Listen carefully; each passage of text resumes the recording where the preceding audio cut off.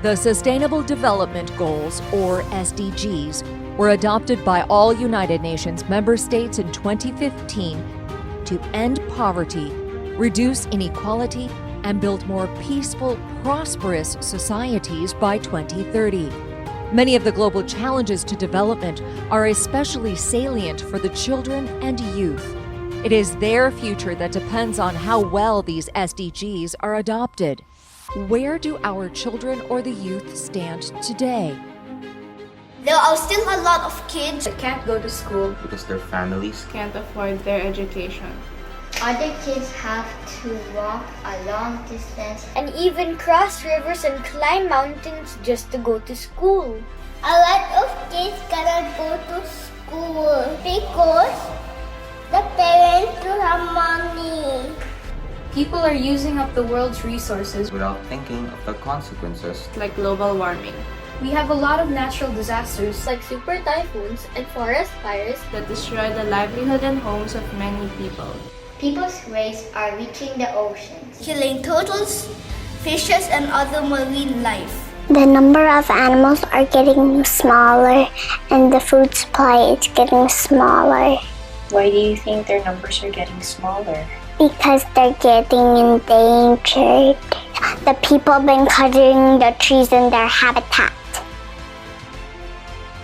A lot of people are getting sick, especially because of COVID-19. Everyone is affected.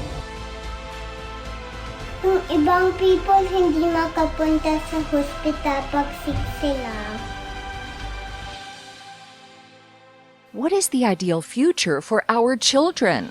Sana lahat ng bata ay mabigyan ng pagkakataong makapag-aral. I dream of a future where no kid gets left behind. I hope people can start doing their part in saving the earth by doing simple acts like recycling or bringing our own water bottles for our beverages. Our family has learned not to use plastic bags, and I just hope others learn how to do that too. Sana walang bagyo na makakasira ng mga pinaghirapan ng aming magulang. I wish for a greener environment. Less pollution. I hope governments and people work together so we can fight any virus or any sickness that comes our way. I hope that everybody has an access to medicine and proper nutrition. Sana may pagkain mga pamilya para wala nang maglimos. All of the kids have to stay healthy. We dream of a future where every child thrives. Every child lives in a clean environment. And every child has a fair chance in life. Now more than ever, we must work together to make the world a better place, to ensure healthy lives, improve access to education, to combat climate crisis. Aligned with the ATRAM's mission to engage, inspire, and collaborate to build a financially secure future, we are committed to building that future where no one is left behind. We have adopted 3 out of the 17 SDGs, aiming to make a positive impact, as well as ingraining more responsible and sustainable business practices within ATRAM. At ATRAM, we value our children's dreams. Let's make it happen for them. Through the ATRAM Sustainable Development and Growth Fund, we'll invest in companies that embrace sustainability and believe that this is key to a better Philippines and a better future for us and our children.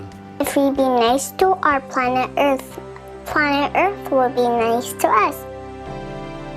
Invest to thrive. Invest together.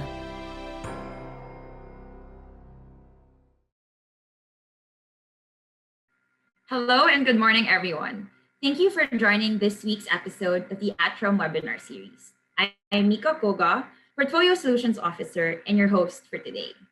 Today, we will be having a very interesting discussion regarding key insights on market trends, opportunities, and an outlook that will help shape your investment decisions, either individually or your respective business organizations. If you have any questions, you may send them as early as now by clicking the Q&A button found on your screen. Before anything else, I'd like to let you know that this session will be recorded and that copies will be disseminated within the day, as well as posted on all our social media platforms. Also, please don't forget to visit our website, www.atram.com.ph, for more detailed information on all the funds that we offer. If you have any friends who you think would have liked to join this webinar but was unfortunately unable to attend, feel free to share the YouTube replay of this session and visit our YouTube channel, ATRAM Studios. I would also like to invite everyone to join ATRAM's official Viber community group, #ATRAMPH community, to stay updated to the latest announcements, advisories, and reminders. Scan the QR code and visit the link on your screen and get a chance to win ATRAM merchandise. We would like this webinar to be as interactive as possible, so please don't hesitate to send your questions all throughout the webinar. We also have a special surprise waiting for you at the very end. Each question you send is a raffle entry for a chance to win ATRAM merchandise. For today's raffle, we will be giving away Bluetooth speakers. Winners will be announced at the end of the webinar, so make sure you stay until the very end. We will also be sending a quick feedback after the webinar. So we do hope that you can share your thoughts about the session today, and we do hope to improve our capabilities. With that out of the way, let me briefly introduce our first speaker this morning, ATRAM's Equity Portfolio Manager, Nicanor Yumul.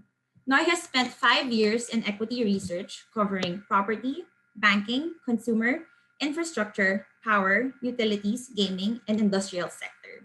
He is a certified public accountant and graduated cum laude in the University of the Philippines, Diliman, with a degree in Bachelor of Science in Accountancy and Business Administration.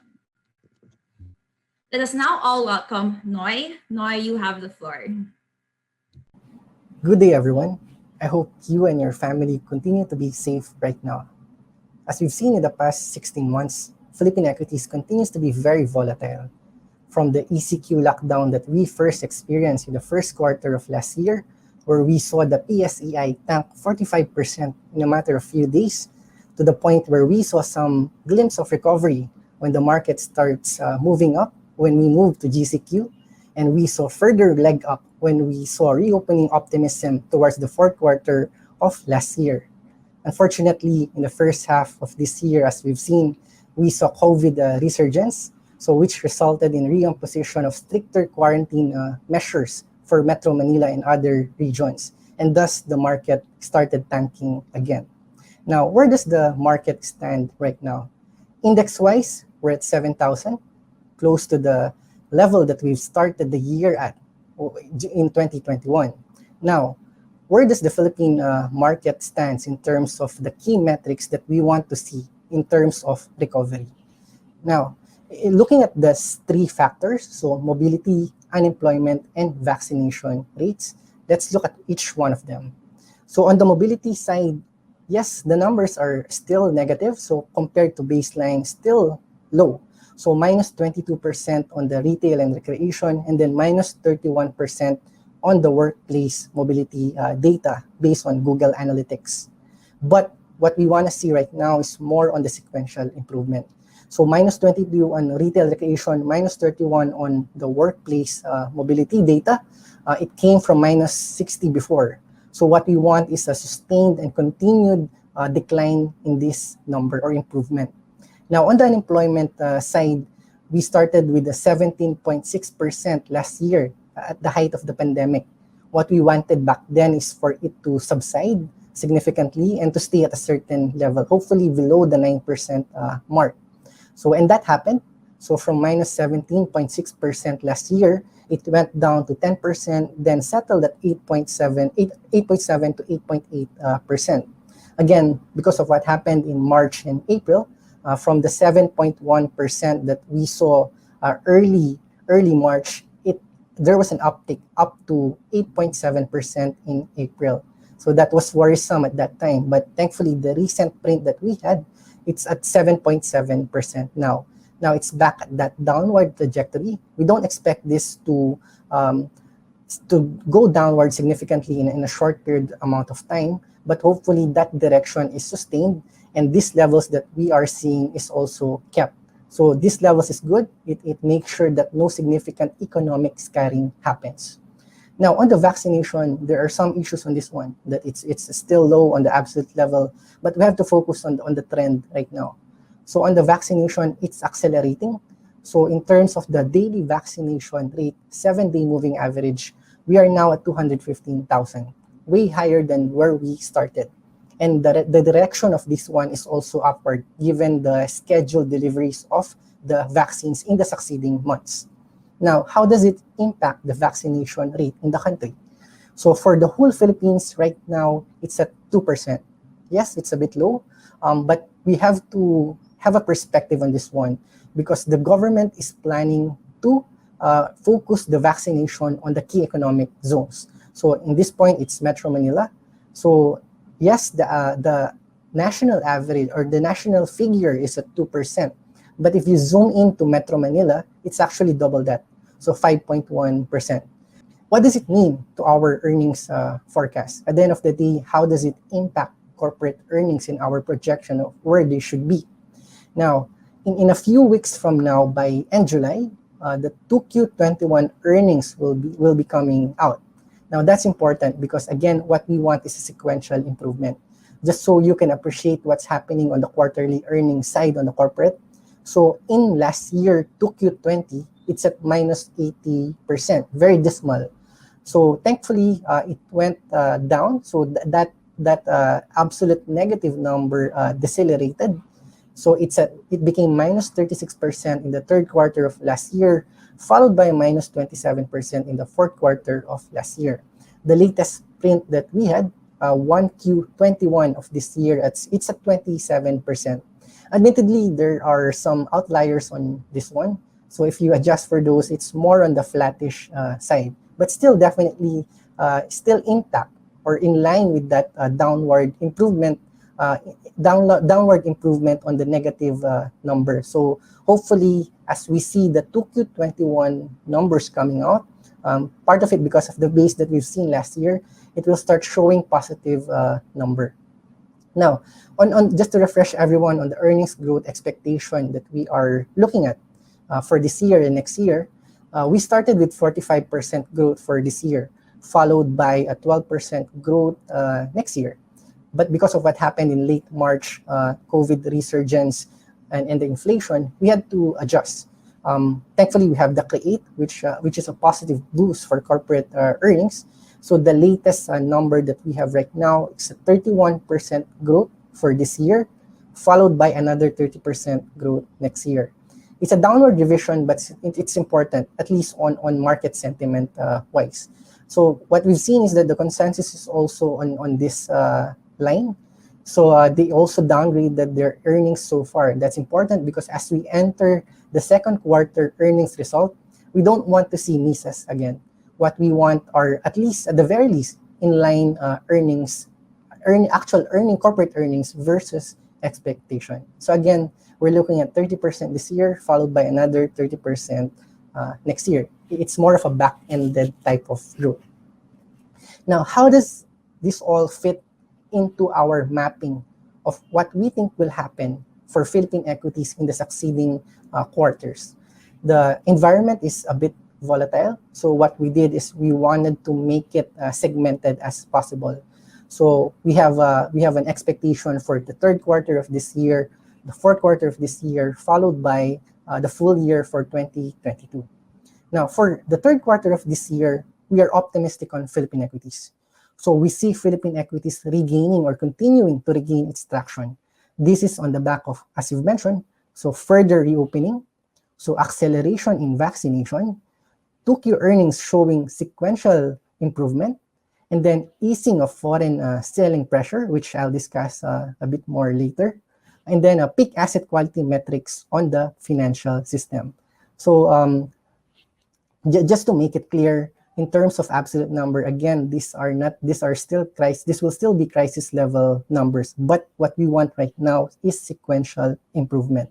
So on the bank side, on the financial system, it's still a crisis level of NPL, but definitely far from what the market was initially expecting last year, where they were comparing it to the Asian financial crisis. So from what we've seen, it's lesser than that, and hopefully it will be proven by the 2Q21 guidance from the banks when they start up showing their earnings forecast, doing their briefings, and sharing their asset quality outlook. Hopefully, it peaks towards the second half of this year at the 4 to 5% level.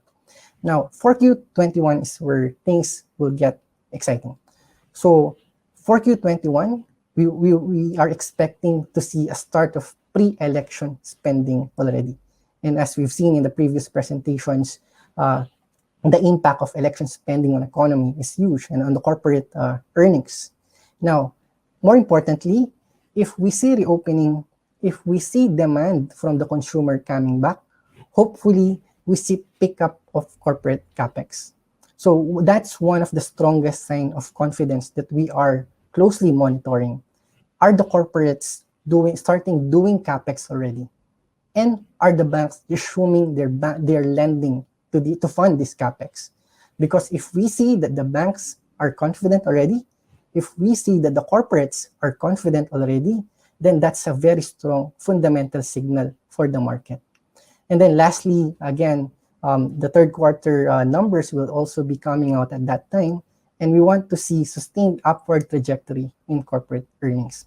Now, going on to 2022, so the numbers that we shared a while ago to you on the earnings projection, 30% this year, followed by another 30% next year, brings the corporate earnings almost equal to the 2019 level. So 102% already of the 2019 level. So our turnover is back on track by 2022. Again, supported by earnings growth of 30%, and then election spending boost by the first quarter of next year, and then hopefully on the market side, return of foreign inflow. Now, we ask ourselves, are we the only ones seeing this trend? Or are we the only ones having this outlook for Philippine equities? If we follow the long-term money flow, so if we look at the recent corporate actions, one can't help but wonder, it's pandemic. Supposedly, there are some issues on the bank asset quality, whether they can collect or not. But why is Japan's second largest bank buying a 5% stake in a Philippine bank? It's pandemic. Supposedly, consumption is subdued. But why is one of the world's largest furniture retailer opening a big box store in Metro Manila? It's pandemic. Why is IFC? Why are equity firms putting 12 billion in an airline? A business that is probably one of the most badly hit sector in the Philippines. And yet we see this money flowing into these companies. And the list goes on. So it happened, we are seeing this on the power sector, betting on the demand on the power side. We see it on fintech. We see it on the BPO expansion. It's happening. So what are they saying amidst this pandemic? So they are seeing the same factors that supported the PSEI's multi-year trend. As we all know, it's quite easy to get swayed with what's recent. So what's happening, they call it recency bias. So what's happening recently, what happens is that we tend to focus on those events. So right now, COVID is the key thing, is the key event, and it's not a wrong thing. It's actually what should be done, right? It's an important factor that needs to be monitored, but sometimes we have to take a step back. So if you look at the PSEI, what supported that trend? What supported that multi-year trend that brought PSEI from the level of 2,000 back in 2005 to the 8,000 level in 2019? What caused that surge? So that same foundation is the same foundation that the companies that I mentioned a while ago that are investing in the Philippines. So again, the strength of the Philippines, what makes Philippines special is that it's a consumption-driven economy. It's a consumption story for Philippines at the end of the day. Whether it's the 2008 financial crisis, whether it's the COVID pandemic, it's the same anchor for the Philippines. Philippines is the 13th largest country in the world in terms of population. In terms of working population, that's 44 million working population. And given our demographics, which is very young, millions more will be joining that workforce. So millions of working Filipinos earning, consuming, and almost all companies, whether local or foreign, want to grab that pie, want to have a share of that pie. So that's the same story that everyone's looking at and should be looking at if you want to invest in Philippine equities. I'll go as far as saying if you want to bet against the Philippines right now, you bet against this 44 working population. It's betting that they will stop working, that they will stop consuming. And I don't think that's the case. Yes, there are hurdles right now because of the COVID. Admittedly, there's mobility restriction, so that has an impact on consumption. But what happens when things start reopening, when things start normalizing? Welcome back to that multi-year trend that we have seen for PSEI in the prior years. So what the government is doing?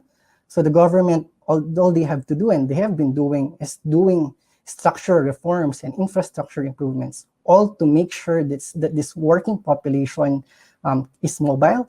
So there's mobility in terms of infrastructure, logistics, where they want to go, they can go, and then unlocking their potential and their consumption power. So just so you can further appreciate of how important this one is.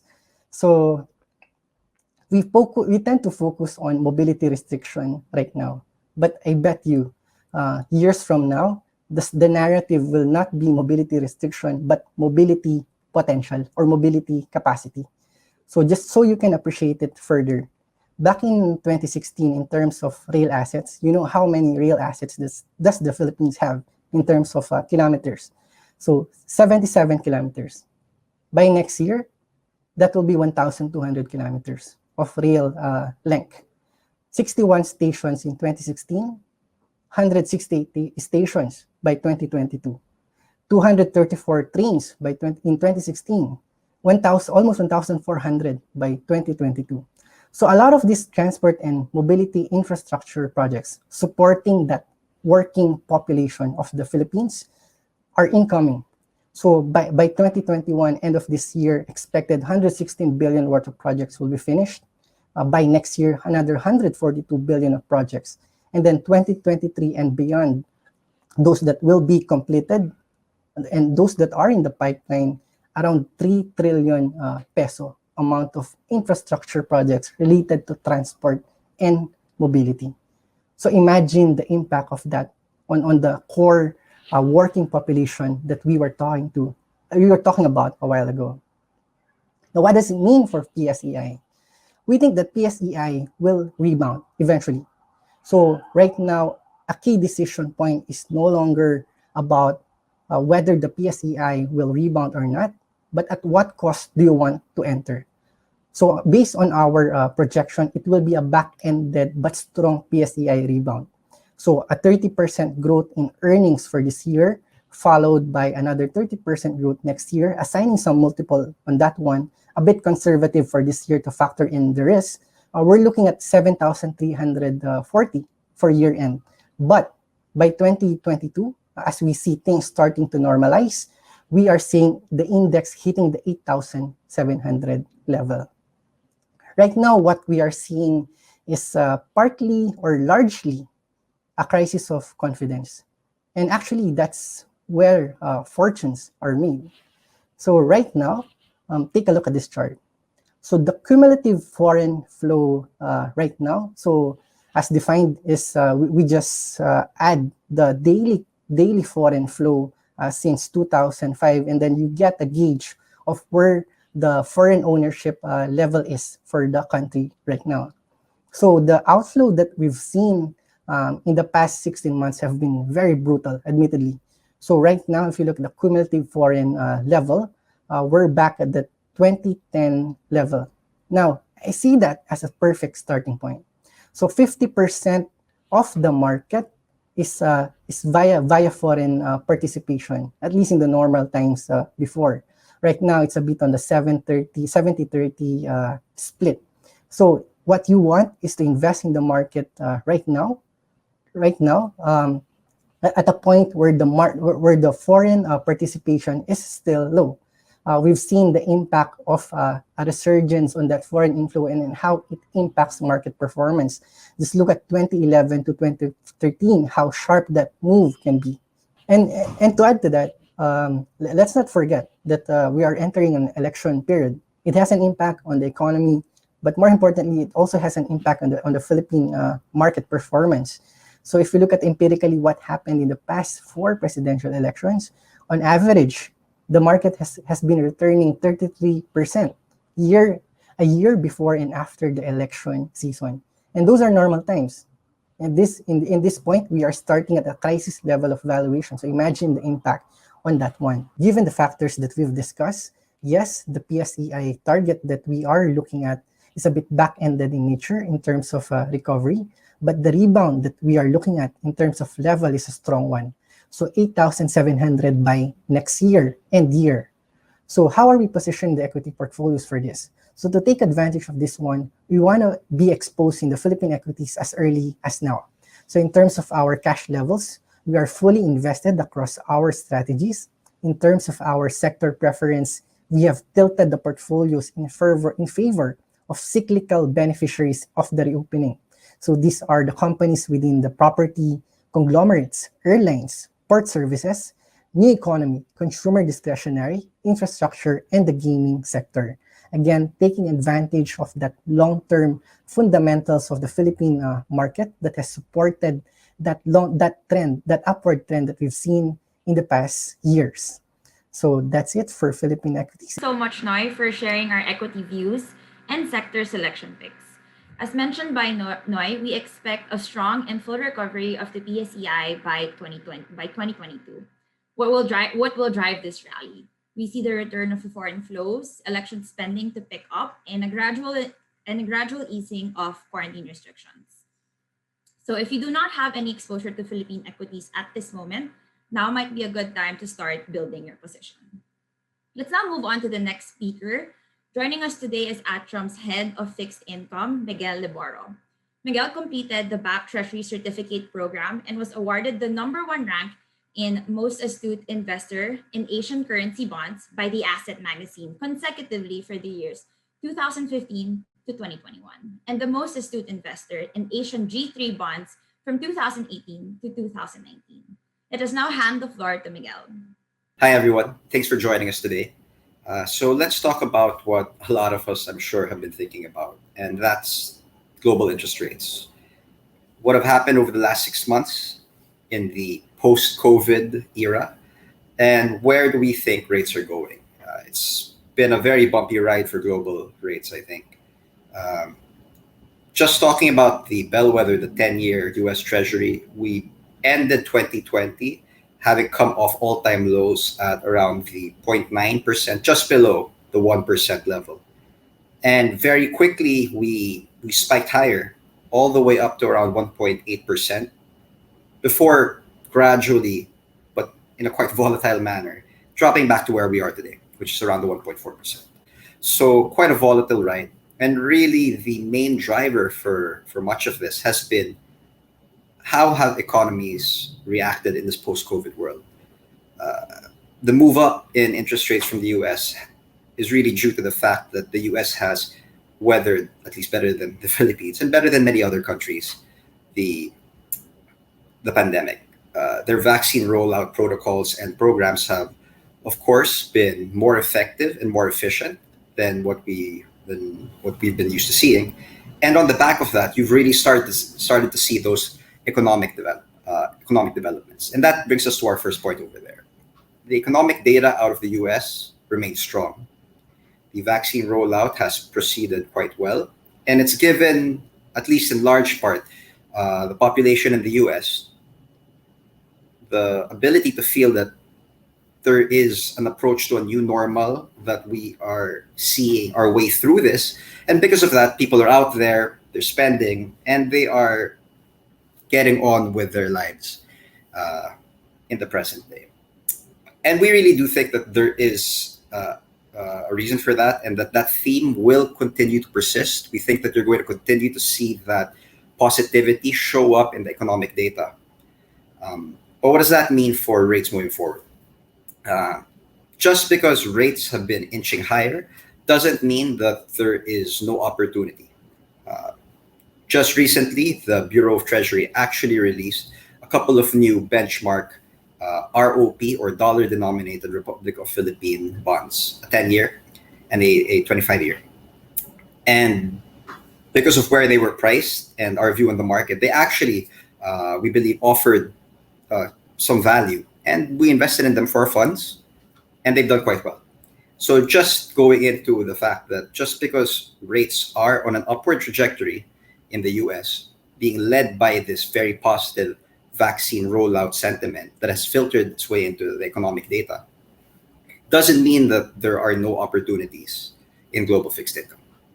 So what have we done in our strategy? Well, prior to this, we were more heavily invested in corporate names on the short end and the belly, or the midpoint of the yield curve. And it's really because back before we had a lot of confidence in whether or not the economy was going to improve, or the global economy was going to pick up in that way, we didn't want to hold a lot of high beta or very rate sensitive securities, choosing instead a more deterministic approach in buying corporate bonds that were a bit more stable and offering a higher carry or yield. And that's how we were positioned.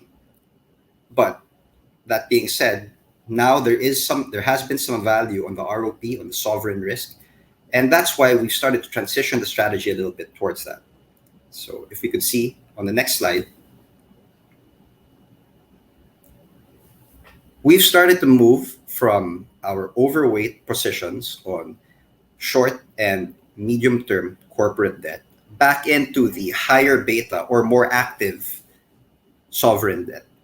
Specifically, some interest on the ROP, which I mentioned earlier, not just because of the home bias that we have being onshore Philippine investors, but also because, as I indicated earlier, there were some values at recent levels. And even though we do expect growth in the US to kind of continue and data to remain positive, we do feel that the move higher from this point will be more gradual in nature. And it will still allow for opportunities like the one I described earlier. Right now, there has been a resurgence again for demand on longer tenor debt. Just because although the recovery is proceeding apace, there are now doubts on whether or not inflation is going to spike as quickly or as sharply as had initially been expected in the US. And when you combine that with the fact that the US Federal Reserve has been quite consistent in their communication that they don't feel that there will be the need to raise front-end or short-term interest rates higher, at least until the latter part of 2022, it does spell some opportunity for longer tenor bonds. And that's what you can see in our dashboard over there on the right. We think that at this point, it's starting to make a little bit more sense to go into the longer end of the curve, at least for sovereign credit, on the back of these views.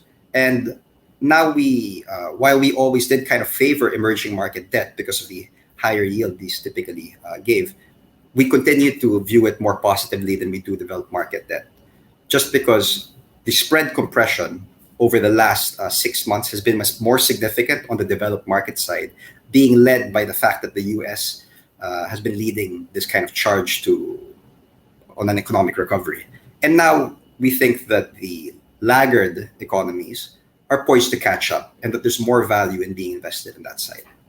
So again, long story short, while we do think that rates will continue to adjust higher, we think the pace will be more gradual, and we do continue to see opportunities in this space. Additionally, as peso-based investors, you do have that additional FX exposure as well by being invested in a dollar asset. And it's finally started to pay off being a dollar investor from a peso base, because I know that the theme has been dollar weakening, particularly against the peso, which has outperformed for the last couple of years. But as we've been seeing just over the last few weeks, a little bit of that has started to reprice. And we are back now at levels unseen in quite a while. We're back just below the 50 level on the dollar peso. And while we don't necessarily see a significant break of the 50 level anytime soon, we do think that we're bound to stay at around this range, at least towards the latter part of the year. So I think that we're looking at a range of between 49 and 50 for the latter part of the year, maybe an adjustment higher from here. But as the seasonal remittance inflow comes in by December and causes a little bit of a peso strength, we see that dollar strength being pared back a bit. And that's what we're thinking right now on the global rates. So let's go into local rates. It's also been a bit of a ride for local fixed income investors. We were coming again off all-time lows back in July last year, as you can see in the orange yield curve there. Very much similar to central banks around the world. In order to support the economy amid the COVID pandemic, the BSP cut interest rates to all-time lows. And the front-end policy rates continued to be at those all-time lows at 2%. Because of that, rates ran to all-time lows for government security yields, as evidenced by that orange line there. And what's happened since then?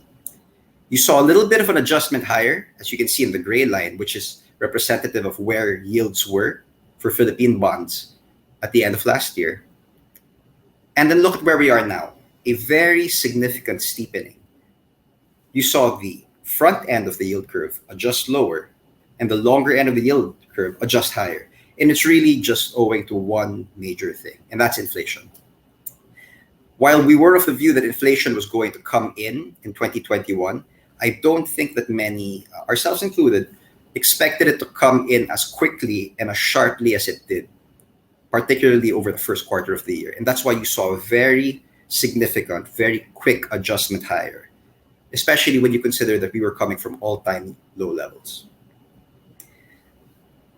But inflation has shown signs of plateauing.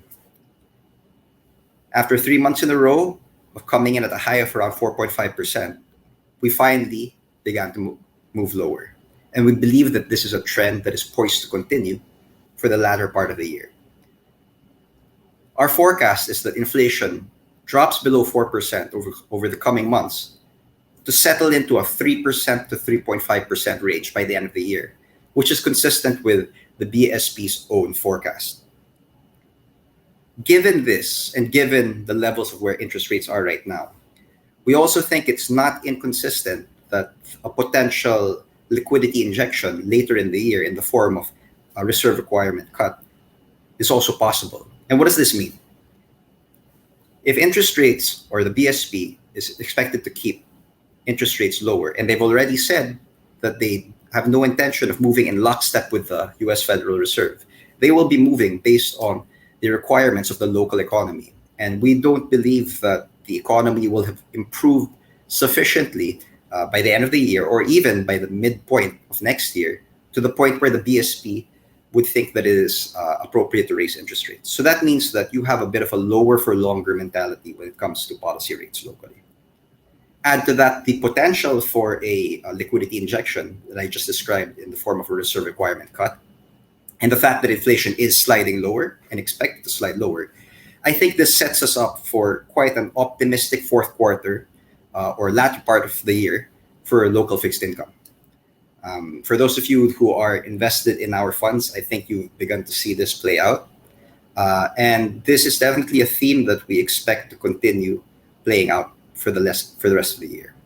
Which is why, next slide please, this is how we're positioned. Right now, we've made a tactical adjustment in being invested very heavily in the 3 to 5 and 5 to 7 portion of the yield curve. But as you can see, we're also quite invested in the longer tenor securities, which are the 10-year and the 20-year portions. And it's really because, given the view that inflation is moving lower and interest rates along with it, it would benefit our bond prices more to be invested in the longer tenor securities. And that's why we're positioned this way. We've spread the risk out more, not evenly, but appropriately, we feel, across the yield curve.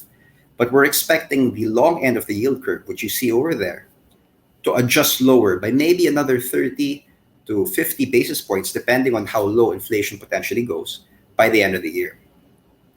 With that said, we remain positioned mostly in the liquid, actively traded securities to allow for the header that we provided there, to stay nimble in local fixed income, so that once or if we hit those levels, it allows us to take profits and rebalance the portfolio accordingly and look for the next value proposition within the asset class. So again, for Philippine fixed income, rates shot up early on because of a quicker and sharper than expected move up in inflation, a move that has since plateaued and which we expect to continue trending lower. And on the basis of that, we expect rates to continue adjusting lower for the balance of the year as well. Thank you. I'd like to thank Miguel for that comprehensive discussion and for sharing our views in the local and global fixed income space. So despite the rise in local yields, our fixed income funds, as mentioned by Miguel, have managed to outperform their respective benchmarks. If you are looking for a return that is more stable, why not dip your toes and try it out?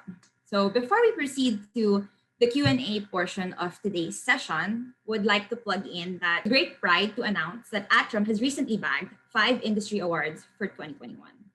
ATRAM was awarded the Best Local Fund House in the Philippines by the Asian Investor, the fastest growing fund management company in the Philippines by the Global Banking and Finance Awards, and also by the Global Economics Awards. The most innovative mutual fund offering, again by the Global Economics Awards. And lastly, ATRAM was also awarded the Editor's Triple Star by The Asset for integrating environmental, social, and corporate governance streams in our investment process. For today's session, we hope to somehow assisted you to take on tomorrow by investing your hard-earned money with an award-winning fund house. For more information about ATRAM, please do visit our website, www.atram.com.ph. At this point, we would like to move on to the live questions for our audience. We already have several questions coming in, and I think we can start with this for Miguel. Miguel, given the recent movement of the peso, how did this affect local bond yields, and how will this influence local rates moving forward? Your question was related to the FX, the recent movements, and how they have affected or how we expect them to continue affecting local yields. Okay, so first things first, it has been pretty volatile, of course. As I had mentioned in my outlook, we do foresee that by the end of the year, we're actually somewhere within this, 49.50 to 50.20 range, which we're well past at this point. And the reason we think it's going to come back down is really, as I mentioned, the seasonality of OFW remittances coming in during the Burr months. Now, the issue, I guess, has been the extent of the move over such short a time. So the move has really taken place largely over the last 3 weeks. And and while it's easy to kind of attribute the recent move to, especially the Fitch article downgrading our outlook from stable to negative, which just happened last week. It's not really that's the straw that broke the camel's back in this side, so to speak. But it's not the whole story. As I had said, we really felt that the peso had been kind of overvalued for a while, and a lot of it is just really that it has been catching up to its kind of historical valuation. Now, what's the impact been on local yields? If you'll recall, we actually were coming from year high yields back in March, and we're gradually kind of moving lower. By June, we had actually rallied to around the lows of the year post March. So when you had the FX react that way, there was a bit of reaction. You saw some more aggressive profit taking on the local yield side, but that's less of a fundamental kind of reaction, I think, more than it is a combination of two things. One, really just a negative reaction to the fact that the FX was deteriorating very sharply. And two, we were coming from recent lows, so there was room for people to take profits. So that's it in a nutshell, really. Rates had moved higher on the back of that, but not significantly so. I would say that on average from the lows, on the back of the recent FX movement, we've moved maybe 10 to 12 basis points, which is not insignificant, but definitely nothing that I would call a sizable sell. Thanks for that, Miguel. Just in relation to the Fitch rating, I'd like to also call on Noy maybe to answer this question. How do you think this is going to affect the upcoming MSCI rebalance next month? Thanks, Mika.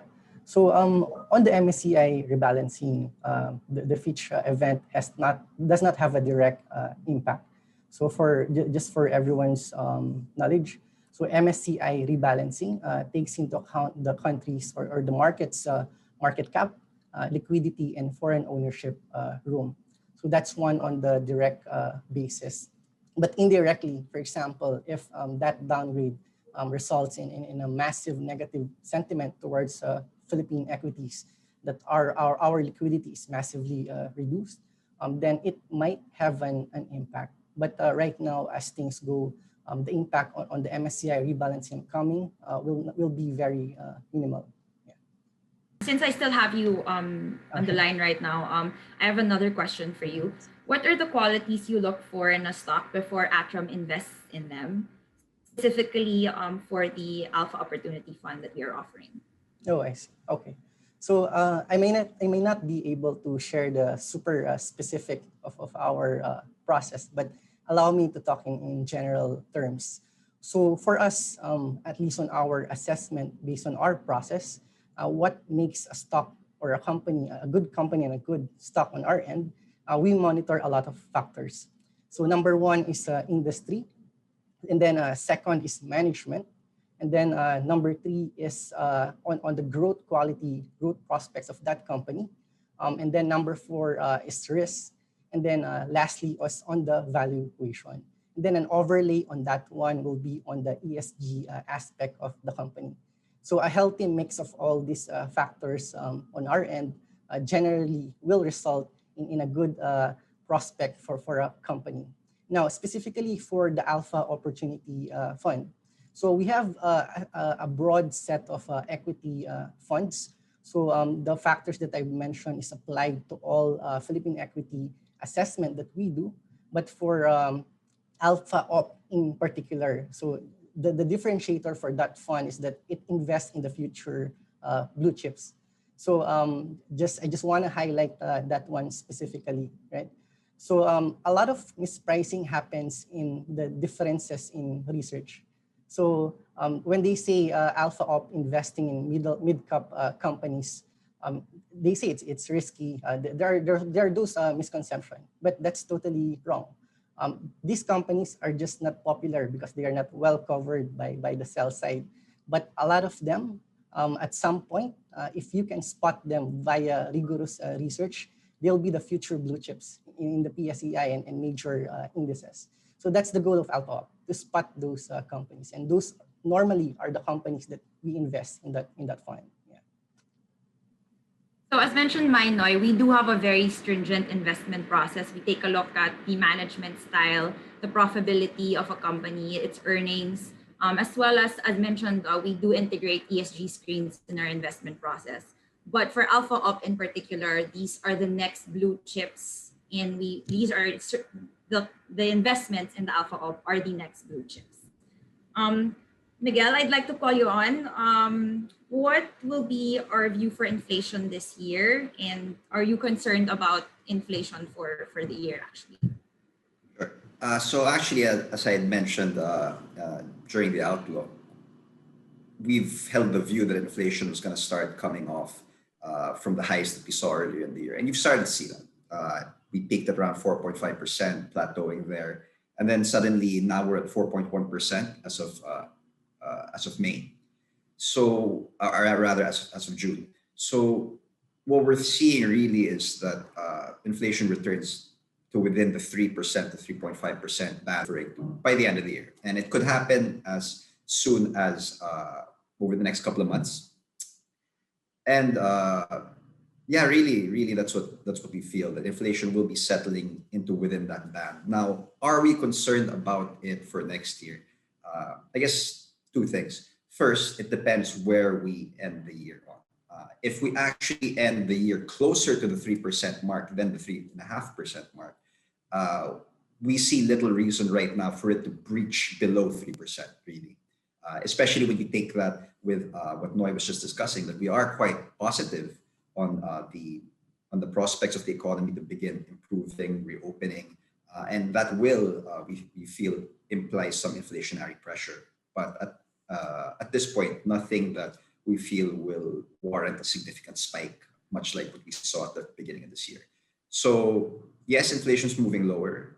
Yes, there could be some potential concern next year, but again, depends on where we close the year at and just how quickly we're able to really reopen the economy. I feel like the concern has actually been abated, given that we see inflation move lower, and it's all within market consensus at this point. And if it's some in inflation, I believe, as mentioned, is something that we also have to look at further next year, as you did say. Since we did talk about global and local fixed income in your presentation, how would you allocate the investments to global and local fixed income? I guess just broadly speaking, there's always the case to be made for diversification. Now, whether that is into multi similar currency assets like local fixed income versus local equities, or as your question implies, within a similar asset of fixed income but in peso and in dollar, there's definitely always a case for diversification. One of which is what we were just discussing, the FX. The weak dollar theme has been a gong that the global counterparties have been banging on for quite some time now. And the peso has outperformed the dollar for at least the last year and a half. That you're finally seeing it unprice a bit. And while the pace has kind of caught everybody's attention, when you think about it, how long really did we kind of expect the peso to really stay below the 50 level for a sustained period of time, and the extent that it had gone? Especially once if you assume, like we do, that things will begin to normalize, that as the vaccine rollout continues, as the economy opens up, as imports start increasing again, as election spending gets underway, and all these things, you will see like a broad weakening of the peso against the dollar. So does it make sense to be holding something to diversify your portfolio by holding something in dollars? Yeah, I think absolutely. On the allocation of how much you would put in peso and dollar, I think that really depends on each individual investor and what amount of risk they're willing to take on currency. At the end of the day, I would still always argue for a larger concentration in peso, because if you live in the Philippines, you earn in peso and your costs are in peso, you want to make sure that you don't have a very large potential mismatch with regards to your assets and your potential liabilities. Is ATRAM's view on the POGO industry as well as the banking sector? Hi. So on POGO, there was a slight uptick in demand according to Lichu in the second quarter, with POGOs accounting for 5% of the past quarter's demand, so which is a reversal of the net reduction since the start of the pandemic. So this was due to a friendlier and a formal tax regime covering the sector. But however, there are still significant headwinds in the sector. So for example, China's crackdown and travel restrictions. So we are also hearing advanced indications of closures from POGO tenants from the office landlords. So we expect a net reduction in POGO occupancy still for this year, albeit not the same extent in 2020. Okay, thank you. I have a question for the both of you. This was asked by our audience. What are the best equity and bond funds that you would recommend for a higher return in the future for short and long term? I'll let Noy go first. All right, thank you. So on our end, I just wanted to make clear it first that an equity at the end of the day, an equity investment is a long-term investment. We need to take that into our consideration when investing in this asset class in mind whenever. Unless we do so, we will be shaken by a lot of volatility. So for example, the COVID volatility that you're seeing right now, it can shake you. And many more will happen in the future. So our funds right now are able to navigate whatever the environment is. So on a longer perspective, you want a fund, an equity fund that is mobile, as much as possible research based. So it doesn't get shaken with what's happening on the noise side. So it will be the Alpha Opportunity Fund, Equity Opportunity Fund, and then the Soldivo Strategic Growth Fund as well. And then we also have on the index side, the Smart Index as well. So those funds, I think. Thanks, Noy. I guess on my part, I don't want to sound like an economist here, but it depends, right? There is no single strategy or asset class or investment that will be the best at every point in time. And that's why we were talking about, the importance of diversifying across. So let's kind of break it down, right? If you're looking at something more short term, or you consider yourself more risk averse and more stability oriented, then I would say that something like our money market fund, which gives you all the liquidity and the stability that you need, would be the most appropriate thing.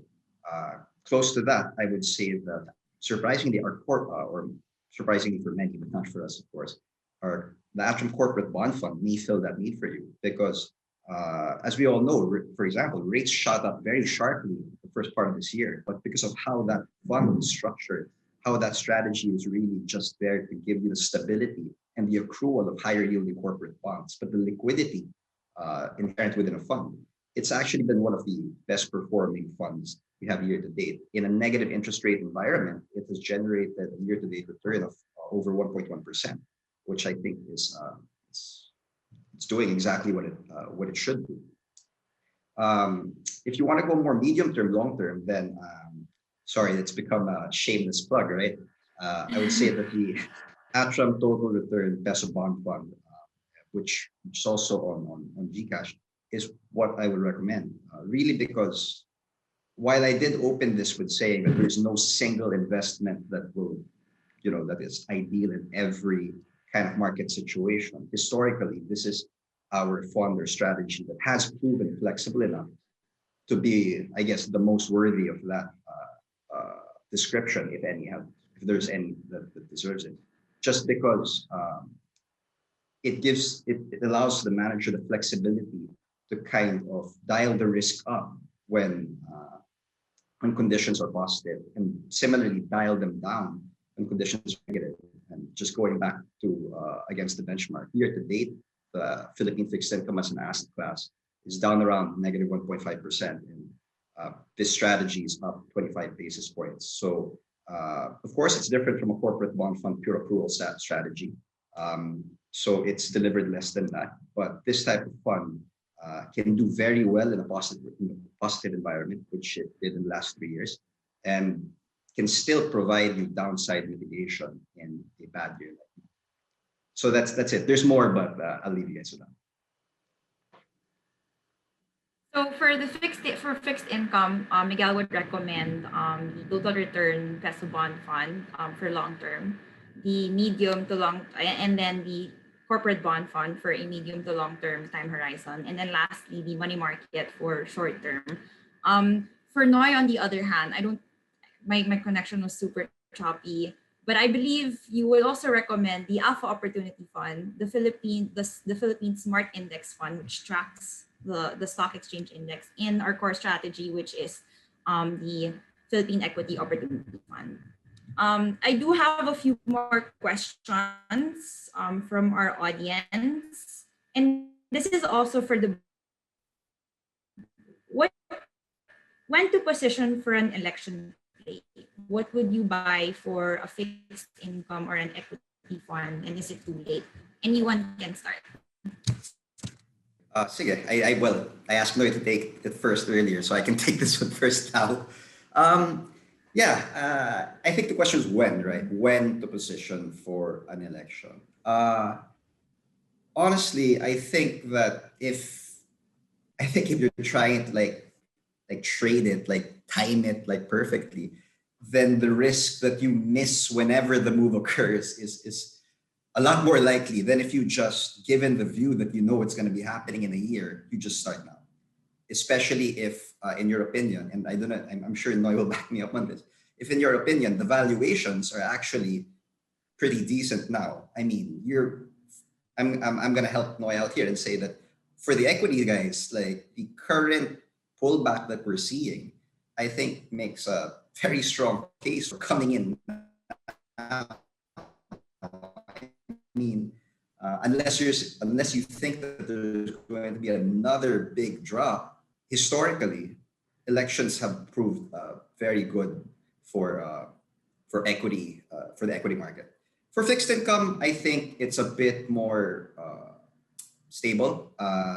Do we expect there to be a significant rally depending how the election goes? Not really, but neither do we expect yields to really move up significantly.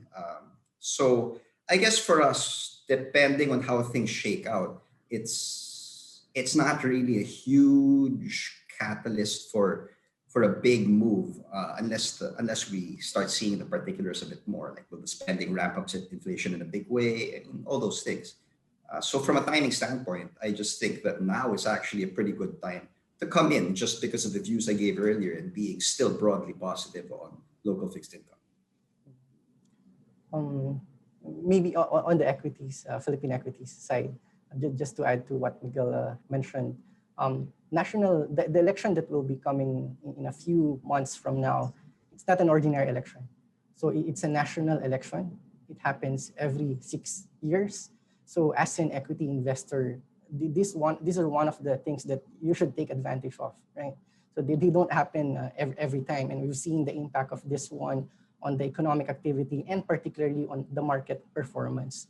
So what sectors or how do you get exposed in this election play, right? So you want a fund that is invested on cyclicals. So from what we've seen empirically, what are the sectors that are benefiting from this one? So these are the conglomerate sector, consumer, and the property. So, and we have been positioning on those sectors as well, not solely for the election purposes, but particularly on the good valuation that they are in right now and the great growth that we will be experiencing in the coming years, at least on our forecast. So I guess in terms of timing, when to invest, how to play the election, the closer you get to the election, don't wait for it. So as much as possible right now, for instance, we are at July already. So it's very close, maybe 8 months from now or lesser. So definitely it's something that can be considered. So I would recommend, on top of the factors that we've mentioned a while ago, something that to consider in investing on the equity market right now. Yeah, I would have to echo both Noy and Miguel on that. Valuations for the PSE are very decent at these levels, right? So if you do not have any exposure, then now might be a good time to start building your position. So I think that's all we have all today for the questions. Before we wrap up, any last words from Noy and Miguel? No, just everyone stay safe and hopefully you invest in the funds. Go ahead, Noy. I just wanted to echo that one. So right now, health is the priority. So both on a physical and a mental level. And I hope for all our audience here right now on a financial aspect as well. So take care, everyone. Yeah. Once again, thank you, Noy and Miguel, for that comprehensive market outlook and for sharing your insights for third quarter of 2021. I'm sure you guys are interested to learn more about how to invest in ATRAM funds. Please tune in to know more right now. Hello. To open an account with ATRAM, just visit our website at www.atram.com.ph. Here, you can learn more about all the funds and services that we offer. Our site will then guide you to our online investment platform, Seedbox, where you can start investing for just 1,000 pesos. But if you have more questions, visit the website's Frequently Asked Questions page or ATRAM Academy page. Thank you. And if you have any friends who you think would have liked to join this webinar but was unable to attend, feel free to share the YouTube replay of this session.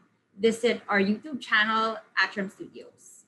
We would once again like to invite you to join ATRAM's official Viber community group, #ATRAMPH community, to stay updated to the latest announcements, advisories, and reminders. Scan the QR code or visit this link, bit.do/ATRAMPH, and get a chance to win ATRAM merchandise. Lastly, we do hope you can answer the survey at the end of this webinar, and we would love to know your thoughts about today's topic. On behalf of everyone at ATRAM, thank you again for your attendance and your participation. We wish for the continued safety of you and your family. Have a great day.